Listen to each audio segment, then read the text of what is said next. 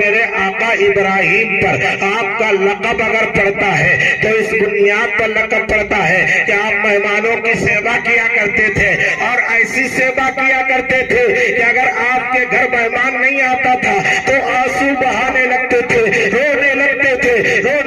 تھے اور اللہ تبارک و تعالیٰ ان کے گھر پر کسی نہ کسی کو ضرور بھیج دیا کرتا تھا۔ ذرا اونچا بول دو سبحان اللہ۔ اب میں نے لڑکے کا بھی ذکر کر دیا، آپ کا بھی ذکر کر رہا ہوں، اگر آپ نہ بولے تو پھر آپ کنجوسی تو کہلائیں گے، تو یہ بھرشٹاچار نہ کرے، محبت سے بول دے سبحان اللہ۔ میرے بھائیوں سنو،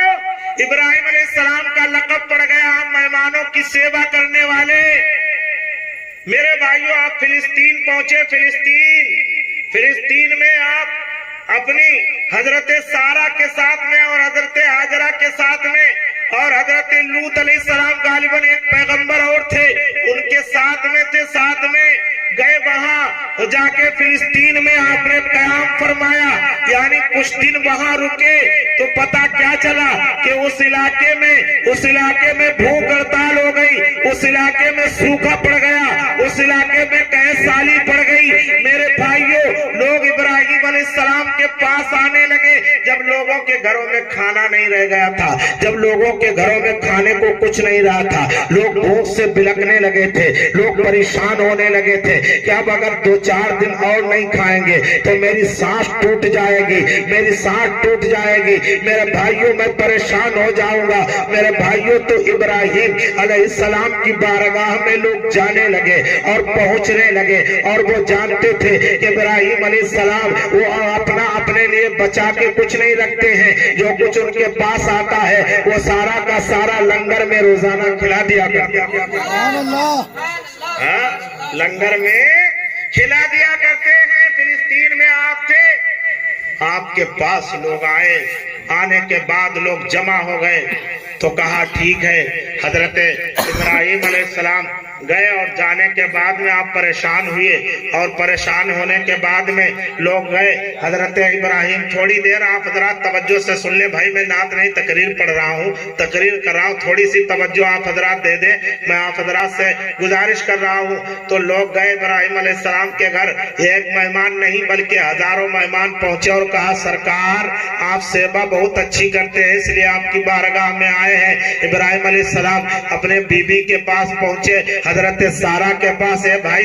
بھائی ہنسنا میری طرف دیکھ لے، میں تجھے دیکھ رہا ہوں، سن لو میرے بھائی سنو، بات یہ ہے، معاملہ یہ ہے، سارہ کے پاس گئے، آپ بھی کوئی معاملہ ہوتا ہے تو پہلے اپنی بیوی سے مشورہ لیتے ہو جا کے، تو گئے سارہ کے پاس، جانے کے بعد کہنے لگے مہمان اتنے آئے ہیں، میرے پاس کھانے کو کچھ نہیں ہے، ان کو کھلاؤں گا نہیں تو ان کے دل ٹوٹ جائیں گے، میں ان کی سیوا کیسے کروں؟ باہر نکلے، کہا تم لوگ بیٹھو، اور کہا کہ ان کو پانی پلا دیا جائے، ایک دوسرے کو پانی پلایا، اور پانی پلانے کے بعد میں اللہ اکبر، ابراہیم علیہ السلام نے اپنے ساتھیوں سے کہا کہ مصر میں چلے جاؤ، میرا ایک دوست رہتا ہے اور وہ بہت بڑا بادشاہ ہے، وہ ایسے جب قحط سالی پڑ جاتی ہے، جب بھوک ہڑتال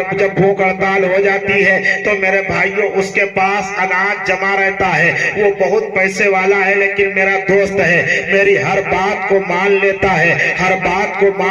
ہے، جانے کے بعد میں آپ نے 5 اونٹوں کو بھیجا اور اس کے ساتھ میں 5 لوگوں کو بھیجا اور بوروں کو بھیجا، بوری لے کے گئے، اور جب اس کے پاس پہنچے کہا کہ صاحب ابراہیم علیہ السلام نے بھیجا ہے اور جو کچھ آپ کے پاس اناج ہو وہ دے دے، ان کے پاس اتنے لوگ آئے ہوئے ہیں، مہمان نوازی کرنا ہے۔ میرے بھائیوں سننا ذرا غور سے، حالات یہ ہوئے، معاملات یہ ہوئے، اس نے کہا کل ہی میں نے سارا غلہ، سارا اناج لوگوں میں بانٹ دیا ہے، بھوک کی وجہ سے لوگ پریشان تھے، میں نے سب کو دے دیا ہے، اب میرے پاس صرف اتنا ہی ہے کہ میں اپنا گھر چلا سکتا ہوں، باقی نہیں ہے۔ تو حالات یہ ہوئے، وہ لوگ واپس آ گئے، اور آنے کے بعد میں جب دیکھا کہ ابراہیم علیہ السلام نے دیکھا کہ اونٹ آ رہے ہیں اور اونٹوں کے اوپر نہ کوئی ناج ہے، نہ کوئی اناج ہے، نہ کوئی غلہ ہے، خالی بوری بوری لے کر کے آ رہے ہیں، چھوٹی چھوٹی دیواریں تھی،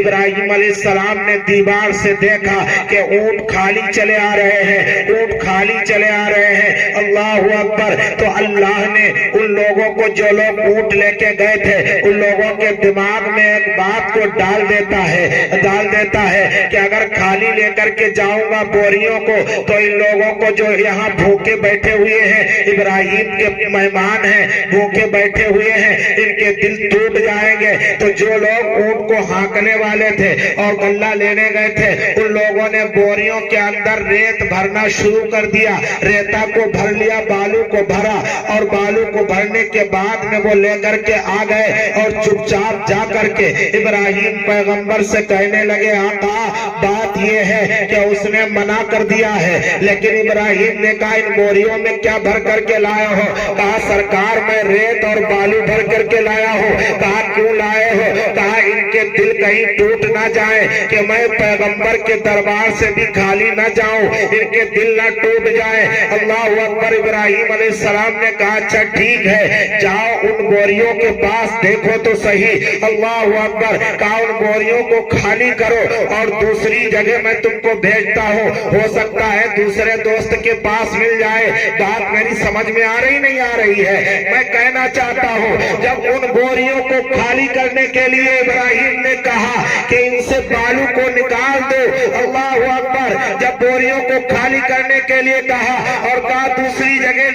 چلے جاؤ اور دوسری جگہ ہو سکتا مل جائے، تو اللہ کا کرم دیکھیے اور ابراہیم علیہ السلام کا کرشمہ اور معجزہ دیکھیے۔ معجزہ یہ ہے کہ جب بوریوں کو خالی کیا جا رہا تھا تو ہر بوری سے اتنا سندر اور اتنا پیارا اور اتنا خوبصورت اناج ہی اناج نکل رہا تھا کہ جس کی خوشبو سونگھ کر کے تمام لوگوں کی بھوک مٹنا شروع ہو گئی۔ محبت سے بولا سبحان اللہ۔ جب بوریوں کو کھولا تو بوریوں سے اناج نکل رہا ہے، بوریوں سے اناج نکل رہا ہے۔ مذاق کی بات نہیں ہے، اثر کی بات نہیں ہے، یہ پیغمبر کا کرشمہ ہے، پیغمبر کا۔ میرے بھائیوں، بوریوں سے اناج نکل رہا ہے، اناج، اور پھر آٹا بنایا گیا، ان کو کھلایا گیا۔ ابراہیم علیہ السلام نے فوراً سجدہ کیا، سبحان اللہ۔ ارے دل تو بڑا کرو کہ لوگوں کی سیوا کریں گے، لوگوں پر خرچ کریں گے تو اللہ تعالیٰ اپنی غیب سے تم کو اتنی روزی عطا فرمائے گا کہ تم اس کا شمار نہیں کرو گے۔ اتنی روزی عطا فرمائے گا کہ اس کا تم شمار نہیں کرو گے۔ میرے بھائیوں، میں اپنی بات کو یہیں سے ختم کر رہا ہوں، بس وہی شعر سن لیجئے کہ جسم فانی ہے، سجانے کی ضرورت کیا ہے، حسن دنیا کو دکھانے